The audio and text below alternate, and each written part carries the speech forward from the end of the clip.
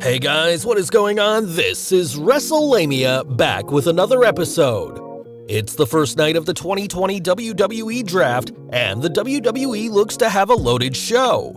Join us now as Wrestlelamia analyzes the 9th October edition of Smackdown and looks at the wildest wrestling news stories and rumors you need to know, including Randy Orton's touching tribute to Eddie Guerrero, Chris Jericho's response, Paige teases a return to the ring, and more.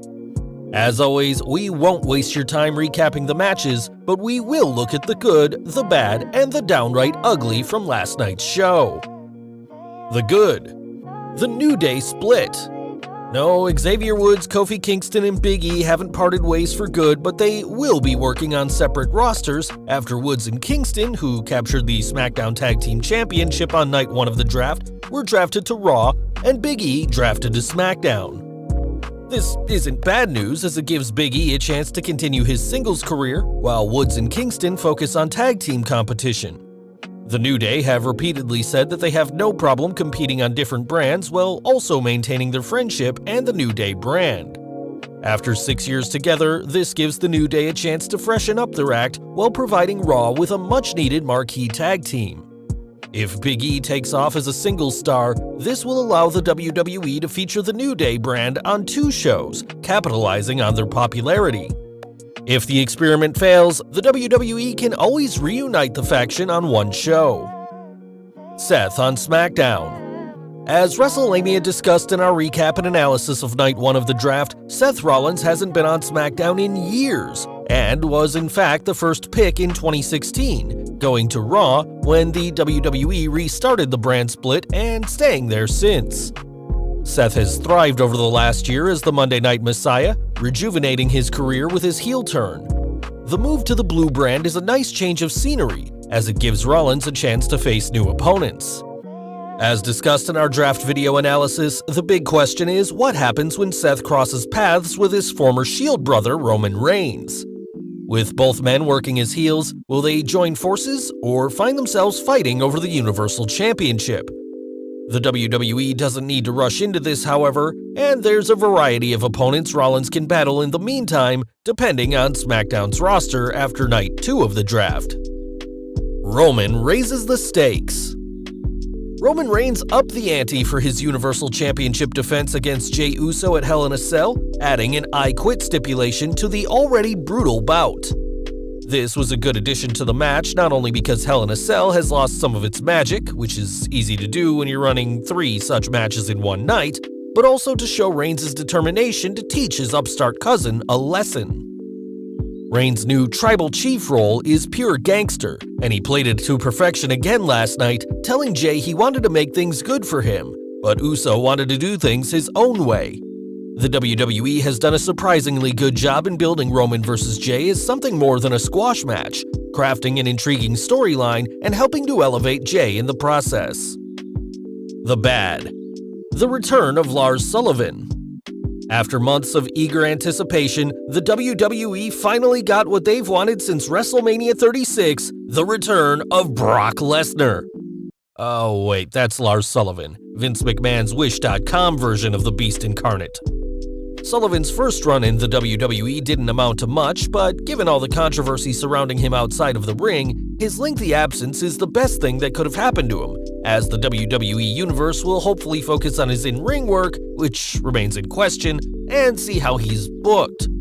If Sullivan's next run is anything like his last, fans have little reason to be excited about his return, as he's just another musclehead with limited talent.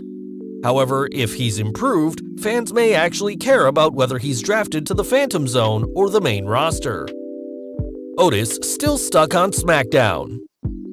The WWE's lovable lummox, Otis, is languishing on SmackDown ever since his gorgeous girlfriend Mandy Rose was drafted to Raw, and drafted there again, anyone care to explain that one? And his Money in the Bank briefcase became a good place for his lunch rather than a means of elevating his career. Otis fans were hopeful that Otis would move to Raw, as they felt his chances of a successful cash-in were much greater, and that he might not lose the briefcase, which some fans think will happen. Otis' singles career is done unless WWE finds a strong undercard program for him, perhaps with one of the new draftees on SmackDown, such as Seth Rollins. Dominic and Rey move to Smackdown. Fans who can't get enough of Seth Rollins' war with the Mysterio family will be happy to see the feud continue on SmackDown now that the two parties have been reunited. However, as entertaining as the program has been, how much longer can it go on before fans grow bored? While there's no argument that this has been a hot feud, there comes a point where things have to end, and it's a balancing act of not burning the fans out without leaving too much money on the table. Jey the Joker Uso. As good as the Roman Reigns Jey Uso program has been, Jey's facial gestures during his interaction with Roman made him look like a complete goof, with Uso smiling like a clown and looking like he was about to corpse. While it's good to see that New Day don't have the market cornered on the power of positivity, Jey Uso looked like a complete buffoon while he grinned throughout most of Roman's speech, diminishing some of the power of Roman's promo. The Downright Ugly. Another strong showing on SmackDown as new tag team champions were crowned, the WWE furthered its big angles, and the promotion featured some bold draft picks.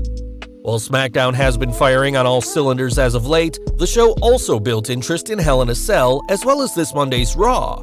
Not a bad accomplishment.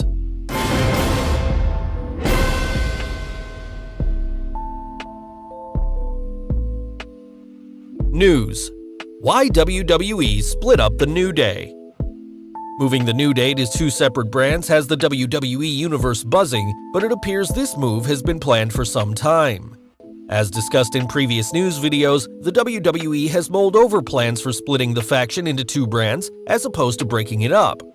Less than a month ago, WrestleVotes reported, "Interesting idea that was discussed but turned down. Kofi Kingston would return to Raw while Big E stays on SmackDown. Both remain part of the New Day, including gear and music, just on separate brands. Another twist, Xavier Woods would serve as a manager type, appearing on both shows." While Woods is unlikely to manage now that he's co-holder of the SmackDown Tag Team titles, it's obvious the WWE is focusing on Big E's singles push and hoping to spread the New Day brand to both shows on the main roster. WWE Unifying Tag Team titles? While we don't know whether the Street Profits will be traded to SmackDown, Kofi Kingston and Xavier Woods' trade to the Red brand makes for a fascinating situation, as they are currently the SmackDown Tag Team Champions.